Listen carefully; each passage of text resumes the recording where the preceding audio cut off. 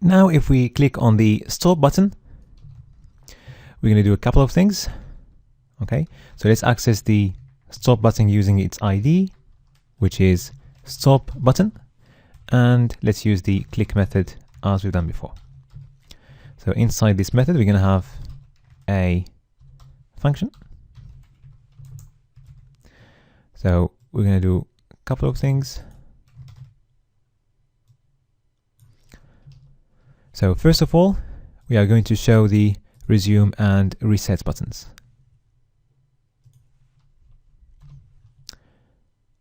So to do this, we're going to use again the hide show buttons function, and we're going to place two parameters there.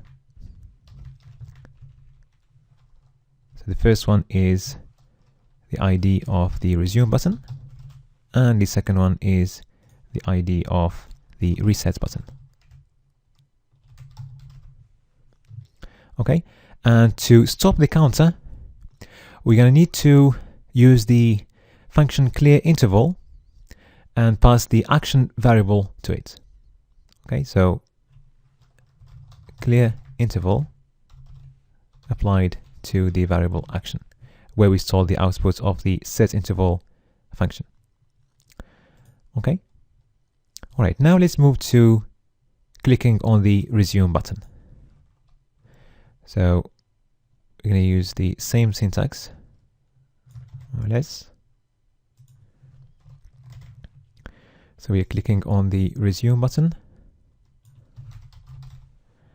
and we are doing a couple of things there. So first of all, we are going to show the stop and lap buttons. So we're going to use the hide show buttons function. We are showing stop and lap. And we're going to start the counter. Okay, so start action is for starting the counter. So to start the counter, we're going to do like we did before by calling the function start action. Okay, and then if we click on the reset button,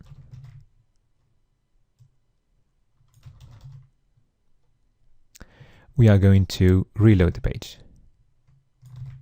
So to reload the page, the syntax is location.reload. Okay, and we have covered this function before. Okay. And finally, if we click on the lap button, so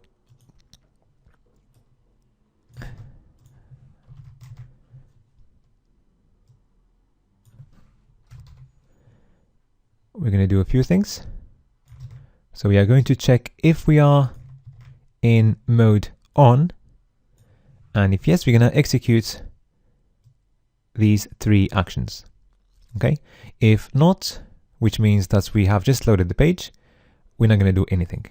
Okay, so if you click on lap and the page has just loaded, we're not going to do anything. So we're going to check if mode, just remember that mode is a boolean. Okay, we didn't use false or true, but using 0 or 1 is the same. So if mode, we are going to do all this. So we're going to stop the action, and as we've done before, we are going to use the function clear interval applied to the action variable, and then we're going to reset the lap. So to reset the lap, we're going to go to the lap counter and set it to 0. Okay, because the lap is going to start from 0. So once we click on lap, if you look at this, this is going to start from 0. And this means that the counter of the lap has started from 0. Okay, so the lap counter becomes 0. Okay, And then we're going to print the lab details. So I'm going to use a function for this. I'm going to call it add lab. That's what we're going to define in a bit. And then we're going to start the action again. And to do that, we're going to do start action. Okay. So now let's define this function add lab.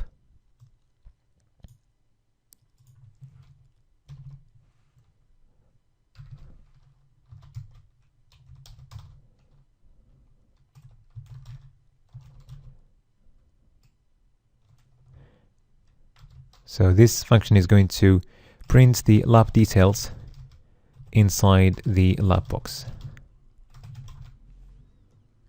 Okay, so let's define it. So function add lab.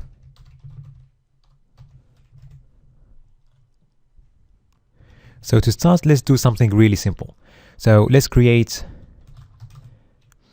a div and call it my lab details. Okay, it's going to be a simple div.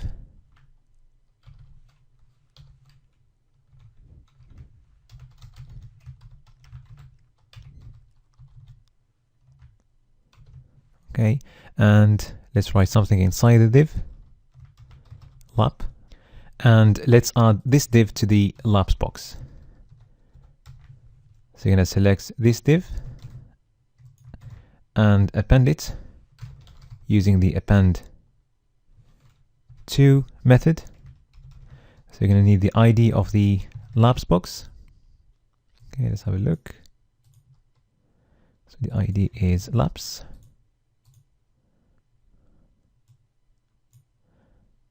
Okay.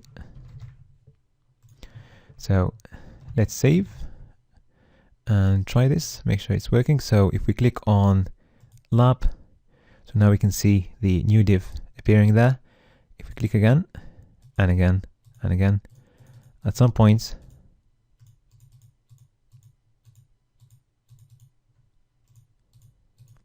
we can see that the height of our labs box is going to be limited, and we're going to need to scroll down to see all the elements inside. Okay, now let's have a look at our final app and see what we need to place inside the labs box for each lab. So we need to write lab followed by the lab number. Okay, and we need to write the details of the lab, or the duration of the lab, so minutes, seconds, and centiseconds. Okay.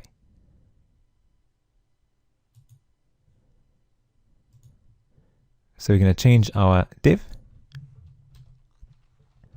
So we're going to place two divs inside. So one div for the title of the lab, which is going to be lab followed by the lab number, and another div where we're going to place a few spans. Okay, and this div is going to be floating to the right. So you're going to go again to the CSS file and do some styling in there. So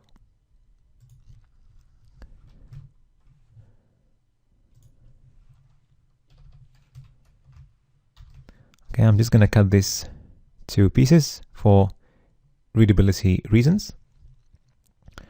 Okay, so inside this div, we're going to have two divs. So the first one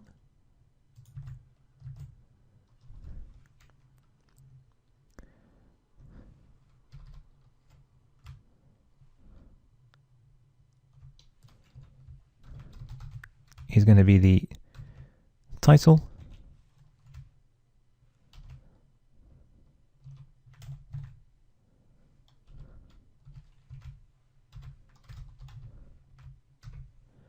Okay, and then the second one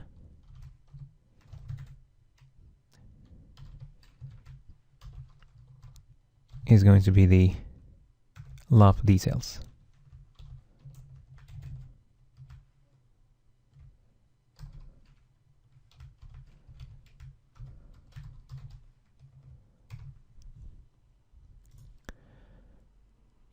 Okay, so inside the title,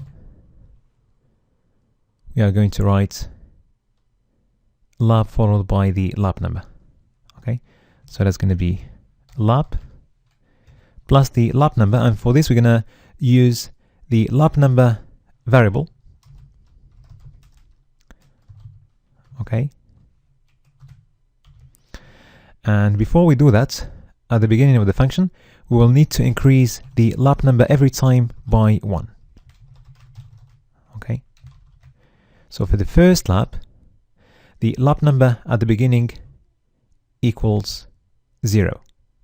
So before we use that number, we're going to increase it by 1 to print the first lap, which is lap plus 1.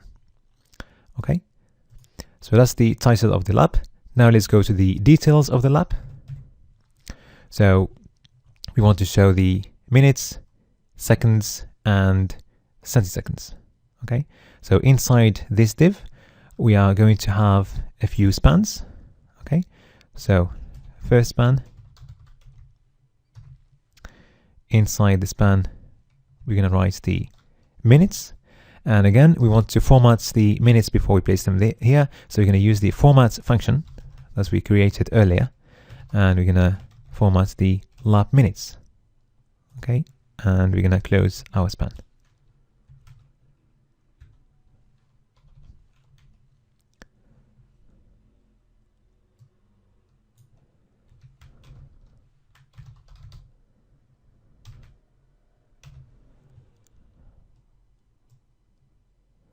Okay. Now we'll need another span for the seconds. So let's just copy this to make it simple. So that's going to be lap seconds. And again, lap centiseconds. Okay. And between each two, we are going to place a colon. So it's going to be just before the second span and just before the third span. Okay. So now let's save this and try. Okay, so we can see the details there. Okay. So this is working perfectly. Now we just need to add some styling. So let's go to our CSS file, or before we do that, let's just give these elements a few classes. Okay. So the div that we are adding, let's give it a class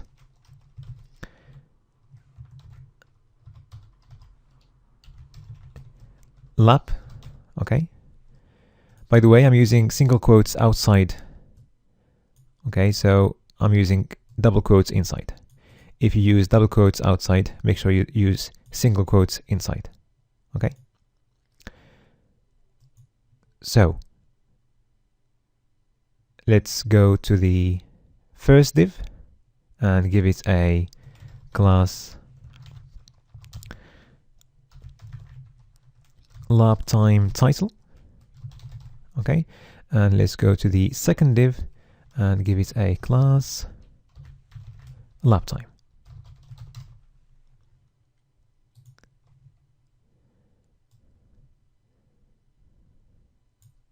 So let's save this.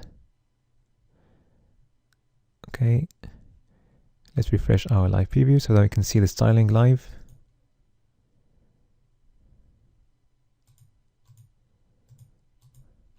Okay, now let's go to our CSS file. Okay, so we're going to start with the containing div, which is the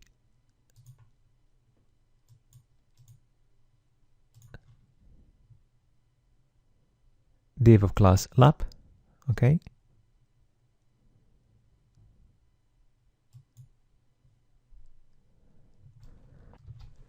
Okay, so we're going to access the class lap. Okay, so we're going to make the height slightly bigger. Okay, and also we're going to give it some border bottom, and also we're going to need some margin between each two elements. Okay, so let's set the height to 50 pixels. Okay, also let's give it a border bottom. So we're going to go for a width of 1 pixel and a solid style, and for the color we're going to go for a white color. Okay, that looks good. And let's give it some margin. Okay, margin bottom or just margin. Okay, we can set the margin even from these sides. Okay, and let's set that to 15 pixels. Okay, and that looks better. Now let's move to the next one, which is the lab time title.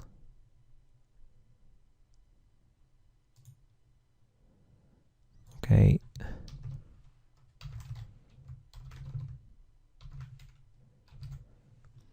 Okay. So the title has got a font size slightly bigger. Okay. And also we can force it to flow to the left if we want to. So font size, let's make it 1.5 EM, and let's make it float to the left. Okay, and let's move to the last one, which is class lab time.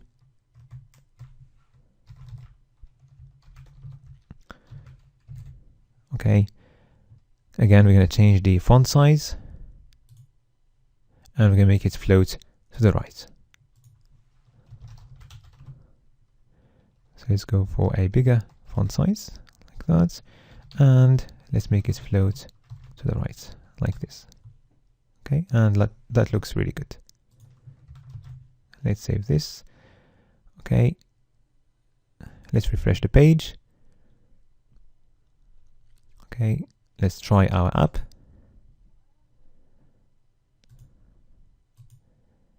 Okay, labs are working.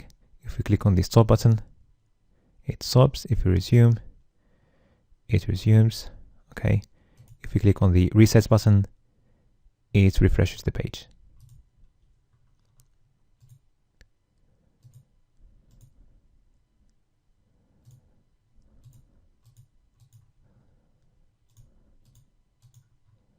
Okay, so one slight change we need to do here. So we want to change the order of the labs, because when we click on the lab button, the last lab is the one showing at the top. Okay, and that's not exactly what we have here. So let's change this. So rather than appending the div to the labs box, we are going to prepend it to the labs box so that it shows at the top. Okay, so we're going to use the function prepend to rather than append to. So if we save, so let's try this again. Okay, and now we can see the last lab appearing at the top.